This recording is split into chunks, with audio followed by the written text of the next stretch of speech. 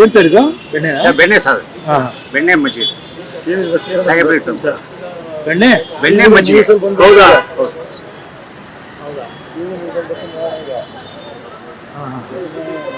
ಸರಿ ಸರ್, ಕೊಡಕ್ಕೆ ತೊಗೊಂಬಂದಿದ್ದು ಸರ್ ಸಾಹೇಬ್ರಿಗೆ ಮುಖ್ಯಮಂತ್ರಿ ಸಾಹೇಬ್ರಿಗೆ ಕೊಡಕ್ಕೆ ಬಂದಿದ್ದೆ ಸರ್.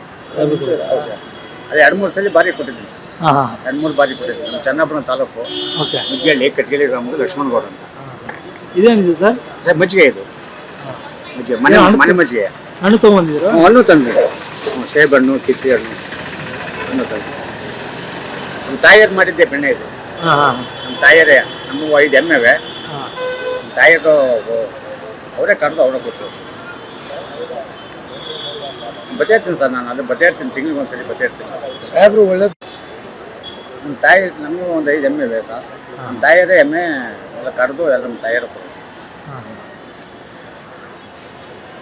ಊರಿಂದ ತೊಗೊಂಬಂದಿದ್ದು? ಹಾಂ ಸರ್, ಊರಿಂದಲ್ಲ, ನಾನು ಬೈಕಲ್ಲಿ ಬಂದಿರೋದು. ನಾನು ಬೈಕಲ್ಲಿ ಬರೋದು ನಾನು.